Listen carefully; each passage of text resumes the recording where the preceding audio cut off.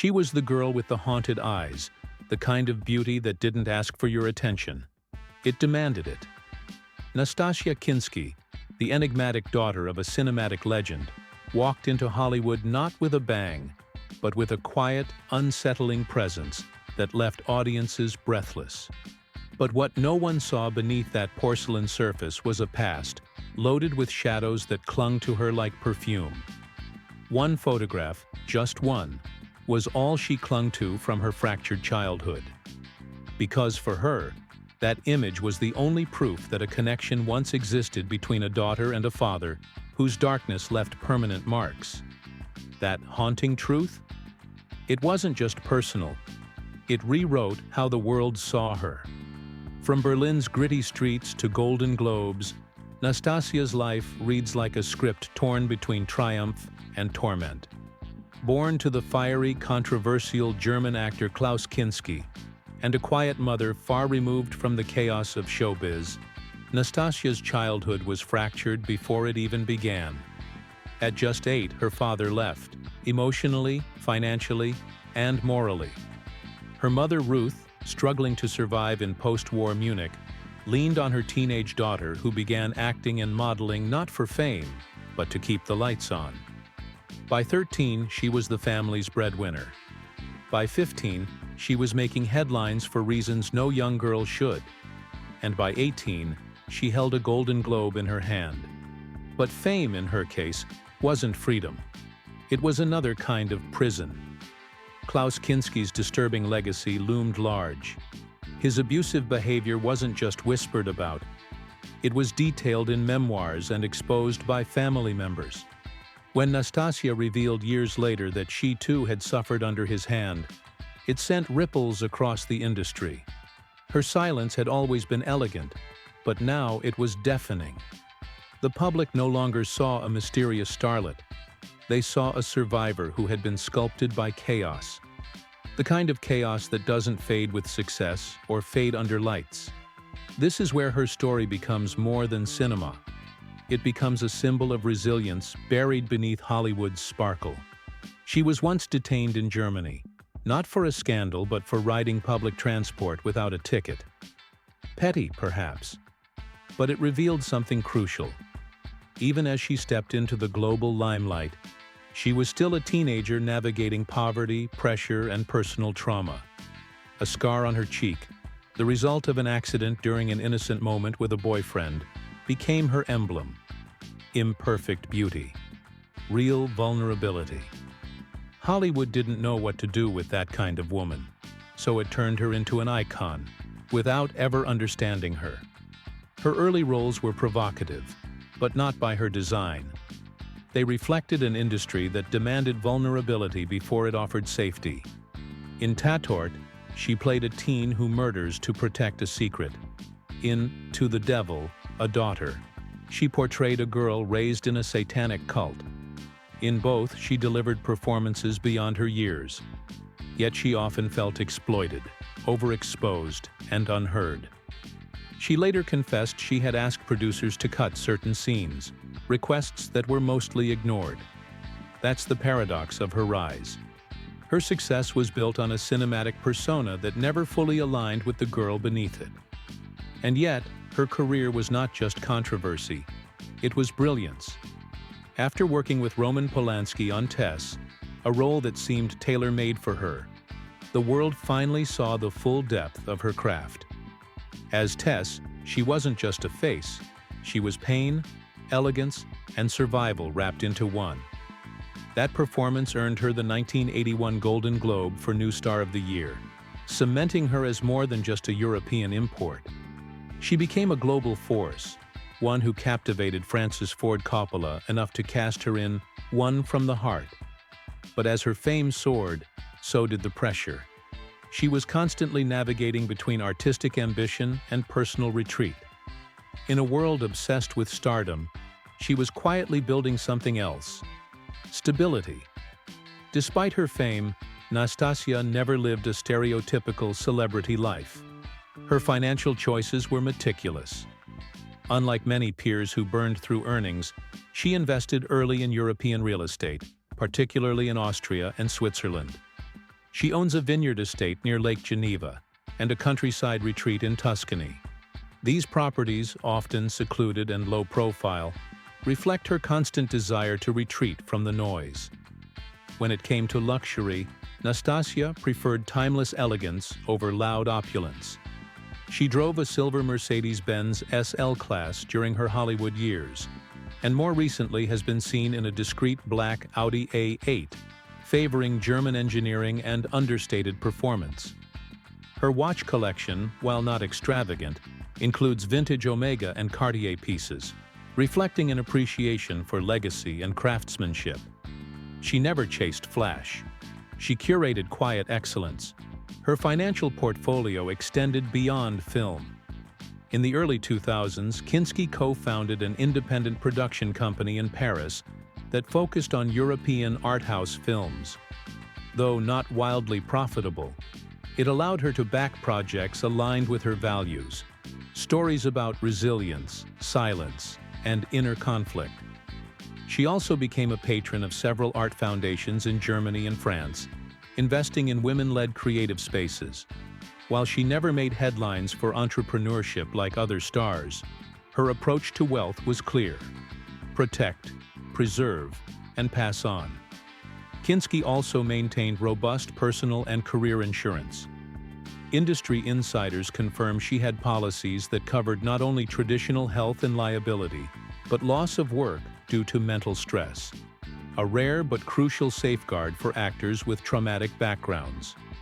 After a near-fatal health scare in the 1990s, she revised her coverage to include critical illness and long-term care, preparing for the unpredictability of a career shaped by emotional tolls and public scrutiny. What can we learn from her financial strategy? 1. Avoid flash. Kinski avoided bankruptcies and scandals by choosing quiet, consistent investments. 2. Protect yourself. Insurance, both health and career-based, wasn't just precaution, it was peace of mind. And 3. Say no. Kinski turned down dozens of major roles in the 90s and 2000s because they didn't align with her evolving identity. Walking away, it turns out, was a power move. Today, Nastassja Kinski lives mostly out of the spotlight, occasionally appearing at film festivals or art openings. But the mystery remains. Her life, a mix of painful truth and cinematic grace, continues to evoke both awe and empathy. She reminds us that some stars burn quiet but bright, and their legacy isn't measured in blockbusters, but in the dignity with which they navigate both fame and its price. And though Kinski wasn't the architect of this misstep, she became one of its most visible symbols. Her European mystique, once a magnet for artistic filmmakers, suddenly seemed to spook Hollywood's money men. Investors don't forget this kind of flameout, and Kinski's name, once buzzing with excitement, began to flicker with doubt. Behind the scenes, scripts were being rewritten for other actresses. Yet just as the industry started doubting her, Kinski doubled down on her mystique. In Cat People, 1982, she walked straight into the storm, playing a cursed soul whose desire transformed her into something primal. It wasn't just a horror film. It was metaphor wrapped in shadows, drenched in Schrader's intense visual style. Audiences didn't know what to make of it. Was it psychological drama? Horror? Erotic metaphor? Kinski was all of it, seductive yet distant. A puzzle viewers longed to solve but never quite could. That tension became her signature. She wasn't there to reassure. She was there to haunt. Though Cat People didn't shatter records, it cracked open a lane that only she could drive. The kind of role that studios couldn't quite commercialize, but directors couldn't stop dreaming about. And her refusal to play safe would soon find its purest form in Paris, Texas, 1984. A film that made stillness feel louder than words. When Kinski appears late in Paris, Texas, it's like time stops. She doesn't scream. She doesn't gesture. Instead, seated behind glass, she speaks in a whisper. Her voice trembles, her eyes burn, and it feels like you're watching a wound reopen in real time. It's a 10-minute scene without a single cliché, and it became a masterclass in minimalist acting. Critics called it the soul of the movie. Wim Wenders, the director, said it best. She doesn't need a script. Her silence is a monologue. That performance earned Paris, Texas the Palme d'Or at Cannes, and carved Kinski's name into the granite of 1980s cinema. But Hollywood wasn't done testing her resolve. Just a year later, she was cast opposite Al Pacino in Revolution, a massive historical epic that promised grandeur but delivered chaos. Audiences were bewildered. Critics were harsh. Financially, it was a catastrophe. Less than $360,000 in box office against a near $28 million budget. That wasn't just a flop. That was an industry earthquake. The fallout was massive. Director Hugh Hudson, who had tasted glory with Chariots of Fire, saw his career spiral. Even Al Pacino retreated from the screen for years. And for Kinski? It was her second cinematic implosion in 3 years. Quiet whispers turned into loud avoidance in executive boardrooms. Too risky, they said. Never mind her talent, never mind the nuance. The numbers ruled, and Hollywood closed its doors a little tighter. But her mystique never faded. If anything, it deepened. She had become a paradox, glorified and ghosted, revered and removed. Her off-screen life only added to the legend.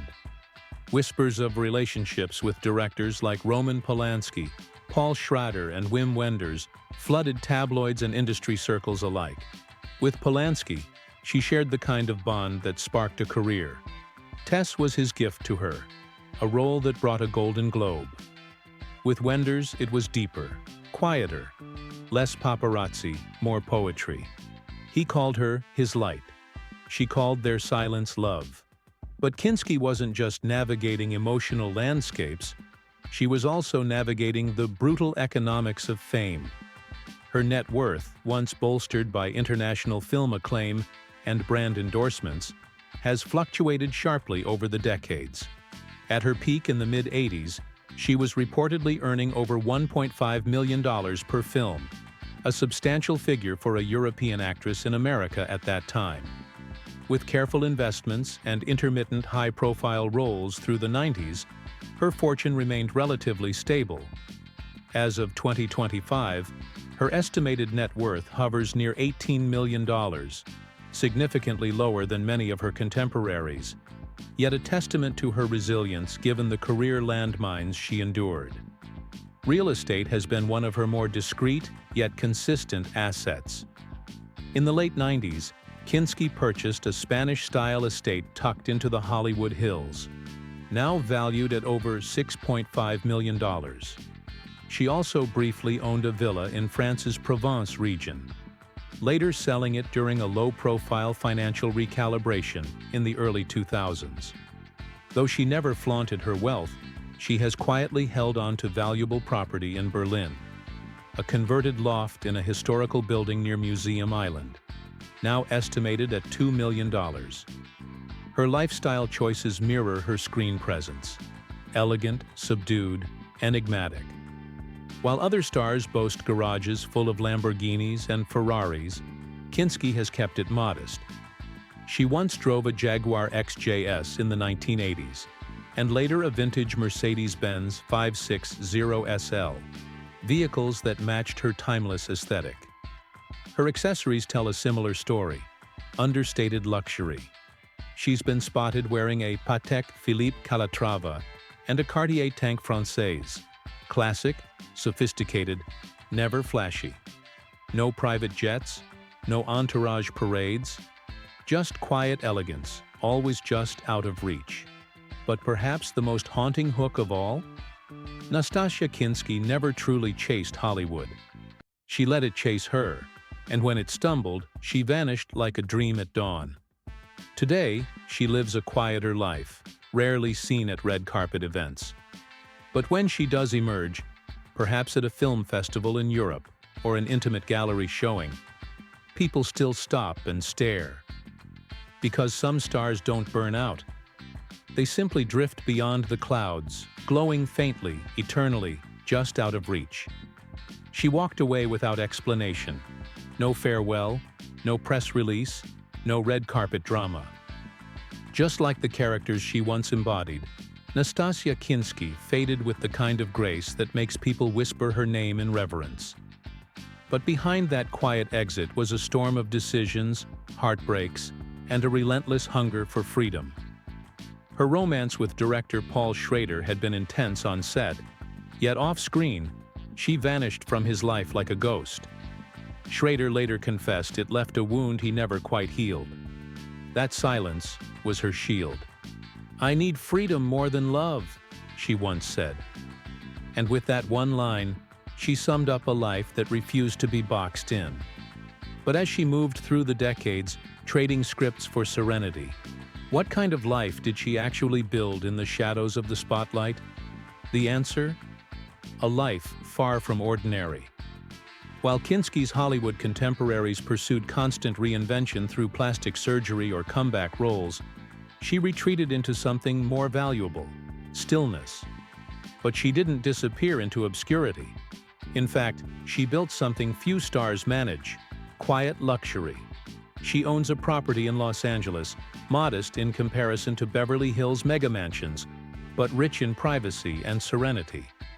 Estimated around $3 million, the home is nestled in the hills, offering sweeping views of the city she no longer chases. Real estate insiders whisper she's invested in a few hidden gems in Europe as well, especially near Berlin, where she still occasionally returns for film festivals. And while she rarely flaunts her possessions, it's no secret she's been spotted driving sleek, understated luxury cars, like a vintage Mercedes-Benz 560 SL and a recent Audi A7, vehicles that mirror her persona: classic, elegant, and just a bit elusive. Close friends say she owns a modest collection of rare timepieces, her favorite being a vintage Cartier tank, a quiet nod to her European roots. Unlike many stars who fill tabloids with tales of lavish parties and endless acquisitions, Kinski's life reads more like a poetic retreat than a billionaire's playground. But make no mistake, she knew how to secure her financial future. Over her career, Nastassja Kinski's earnings from international films, endorsements, and royalties have been carefully managed. Her current net worth is estimated around $15 million, a comfortable fortune, though not extravagant by Hollywood standards. Yet her wealth continues to grow subtly through real estate appreciation, selective licensing of her image, and investments in art and wellness brands in Germany and California. Sources close to her reveal that she holds silent stakes in at least 2 boutique health companies in LA and 1 environmentally focused fashion label in Berlin. These choices reflect her values more than her vanity. Throughout her career, Kinski was unusually savvy about long-term planning. Insiders note she has maintained comprehensive insurance on her health, career, and assets since the early 1990s. A rare move among actors, especially those who drift away from the public eye. In her case, these policies safeguarded not only her financial independence, but also protected her family's future. While many stars relied on managers or studios to handle the chaos, Kinski quietly built a safety net. That's a lesson most dreamers overlook. Longevity in any career is not about chasing the next deal. It's about building a quiet fortress beneath your feet. And speaking of legacy, her children now carry her grace into the modern world. Kenya Kinski Jones, her daughter with Quincy Jones, is not just a model. She's also an environmental activist shaping conversations in spaces where glamour and activism rarely overlap. Her campaigns with Calvin Klein and Stella McCartney come with messages of sustainability. It's a continuation of the Kinski essence, visible yet meaningful. From wild affairs and European cinema to quiet retreats and luxury with soul, she redefined what it means to walk away on your own terms. If you loved this deep dive into her incredible journey, Hit that like button, drop a comment with your favorite Kinski moment, and don't forget to subscribe. We've got more untold Hollywood stories coming your way. Up next,